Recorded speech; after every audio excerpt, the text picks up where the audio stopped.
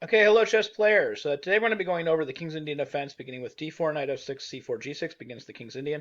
And more specifically, today we're going to be taking a look at the Averbach variation, which begins with knight to c3, bishop g7, e4, castles. And then the Averbach variation itself begins with the move bishop e2, sort of with the idea that after d6, black is going to play a move like bishop to g5. Anyways, if you like content like this and want to see more of it, please hit the subscribe button and click on your notification icon. So when I play against the Averbach variation as black, the main stem game that I try to remember when I'm playing against the Averbach variation is actually a game that isn't technically the Averbach variation. It's Zabo versus Fischer played in Leipzig back in 1960, and that game continued after castles. The game continued with the move bishop g5 immediately, and then Fischer played d6, and then we have queen d2. Now, as it turns out, this is nearly identical to the Averbach variation.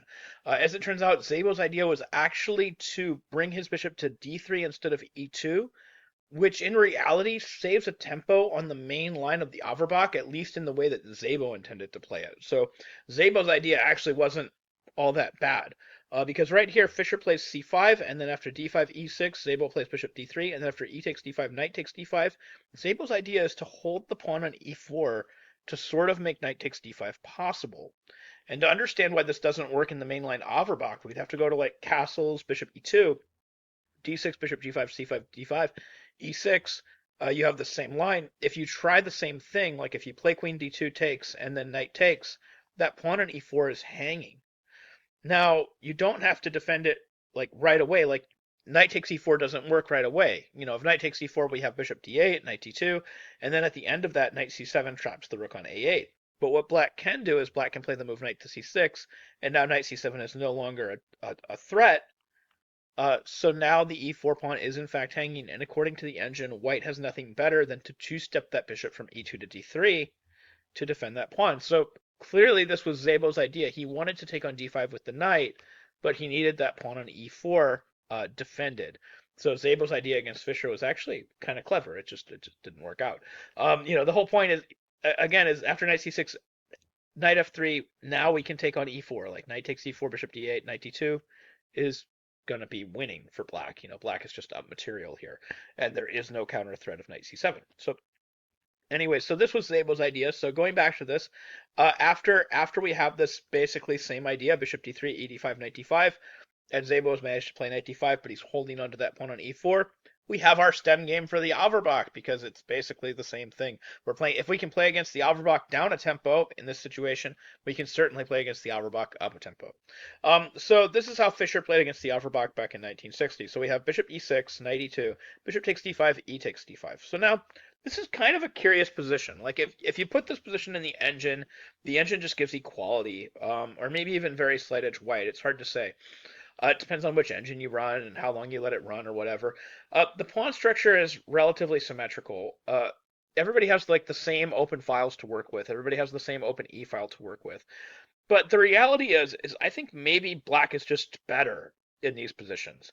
And the reason I think black is better is eventually black is going to play something like a6, b5, potentially b capture c4, and black is going to go after this potential weakness on the c4 square. Now, it is worthy to note that black also has his own weakness.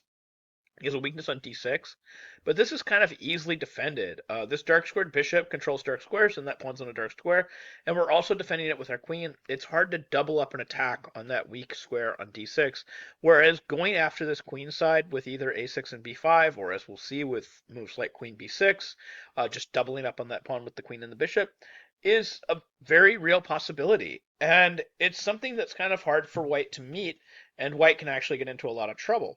And that's what happened in this game. The game continued knight d7, castles, knight e5, and of course we're threatening c4, so the bishop can't move away, so Fischer gets his bishop pair back, f4, knight d3, queen d3. Then we have h6, bishop h4, rook e8. Fischer controls the only open file, rook e1, and then queen b6, putting pressure on b2. So here we have bishop f6, pawn to f5, pawn to g5, pawn to b3, queen a5, going after that pawn on a2, rook to c1, queen takes a2, rook c2, and then the tactical shot. Pause the video, see if you can find it. Fischer crosses him up with rook to e3. This forces queen captures e3, and then we take on c2, and everything would be fine for white, except pretty much his whole queen side is going to fall apart. All of the dark squares are held together. All of the pawns are nailed down to dark squares. This bishop is very, very strong at this point. We had king h1, a5, h4, a4, and Zabo resigns because all of his pawns are falling. As Fischer put it, all the pawns fall like ripe apples. Basically, the whole queen side is falling apart. So this was Zabo versus Fischer, played in Leipzig in 1960. If you want more notes, this was actually one of the games that was included in Fischer's absolutely phenomenal book, My 60 Memorable Games. But this was my main stem game for how to play against the Averbach. But of course, the main line Averbach is bishop e2, and then we have pawn to d6, and then we have bishop g5, and then c5, d5, e6 is basically running down a lot of the same paths. Now, the main move here is going to be knight f3, but you will run into people that will try both d captures e6 and queen to d2 here. Now, I personally ran into this move, d captures e6. I was playing against Irina Krush in Stillwater back in 2007. And I'm including the game because I played everything perfectly until move 17, where I made one minor mistake, and then Irina got a very, very slight edge, and she managed to just absolutely just like boa constrictor me and win, about 20 or 30 moves later. It was she played very, very well. But I played the opening very, very well. I played the absolute correct move. D captures e6, bishop e6 is correct. Queen d2, queen a5 is correct. Putting pressure on really like c4 and e4 is the correct thing to do. Putting pressure on the dark squares. Knight f3, knight c6 is correct. Castles, rook fe8 is correct.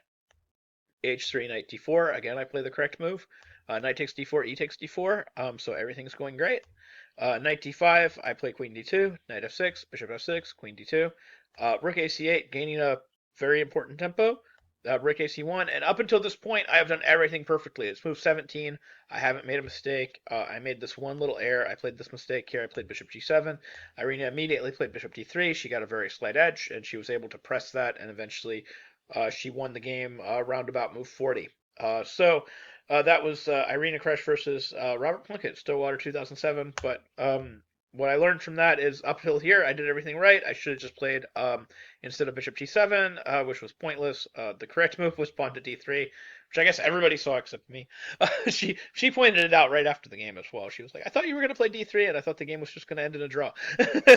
So, anyways, d3 is totally quality, but if anything, maybe black's a little bit better. She probably would have offered the draw just because I do have a very slight edge in reality. Even if you just put this on an engine, it's actually very slight edge black, if anything. It goes d3 takes, rook b1, bishop back to d4, takes, and black just has a very slight edge because black is creating threats and black is holding his own pawn structure together a lot better than white is. White's pawns on e4 and a2 are potentially weak. Meanwhile, it's actually very difficult to sort of get at black's pawns.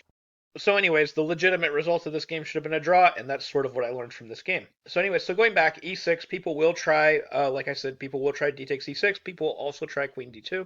Against queen d2, we end up with very similar positions to the Zabo versus Fischer game. We're just going to have something like e d5, and again, if knight takes d5, we're playing the exact same position, but we're actually playing a tempo up. Eventually, white will be forced to two-step this bishop from e2 to d3. So here we would just play knight c6, they'd have to two-step, they'd have to play bishop d3, and okay, we're a tempo up on the Fischer game, so if Fischer did good, we should probably do good as well. So anyways, going back, e6, main line, knight f3. Okay, so here, what we should really play is we should play h6. Nakamura did try this e takes d5 move, Aragasi versus Nakamura. Not a huge fan of it. It looks like probably white has a slight edge in this position. E takes d5, c takes d5, going into these Benoni structures. h6, bishop e3, rook e8, knight d2, knight a6, and probably white had a slight edge in this game. So this is just somewhere between slight edge and major advantage white for most of the game, even though Nakamura did end up winning. You do have your typical Benoni counterattacking chances in these positions. But I think the immediate h6 is quite a bit stronger. Part of the idea is after bishop h4, we're going to play e d5, c d5. So going into that same Benoni structure, but in this case, we're going to play g5, bishop g3, knight h5. This apparently equalizes fairly easily and fairly reliably. So the idea here is like after knight d2, you have knight g3. It is also possible to play knight f4 is possible. Like knight f4, castles knight d7 is kind of unclear. So the main stem game that we're following though with knight to g3 is actually Larsen versus Fischer, played in Santa Monica in 1966, and it was a game that did go very good for Fischer. The computer just kind of gives all of this is like somewhere between equal and very slight edge white. The game continues hg3, knight d7, and again there were other possibilities here, but it's all about the same. Knight c4, queen e7, knight e3, knight f6, knight e5 is also possible, but it's probably slight edge white. Like knight e5, queen c2, queen f6, f3, probably slight edge white. So knight f6 was what was played in the game. Queen c2, rook e8, bishop to b5, rook d8, bishop e2, rook e8, f3, and now here Fischer played knight h7.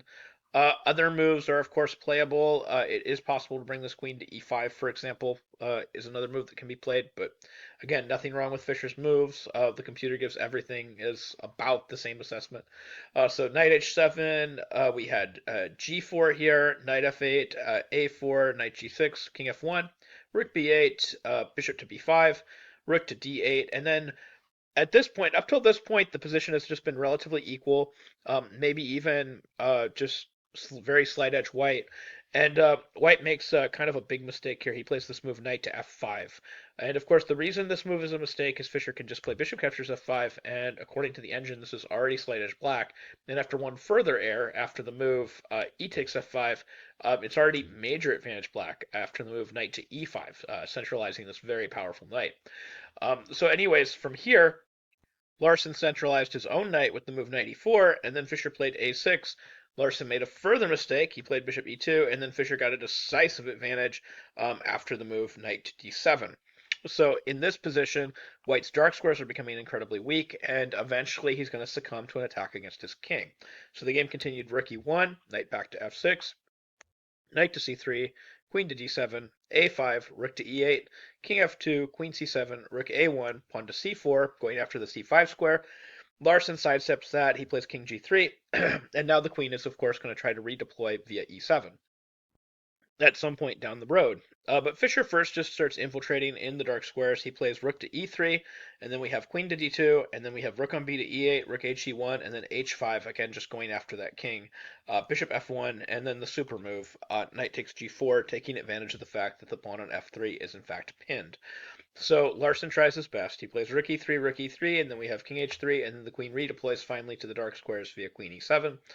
We have pawn to g3, bishop takes c3, bc3, and then we have rook f3, finally just sort of breaking through against Larsen's king side.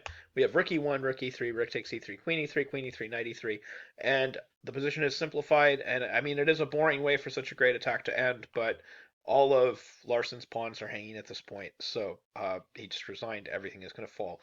Like the pawn on f5, the pawn on d5, and then, of course, as a consequence of that, also the pawn on c3.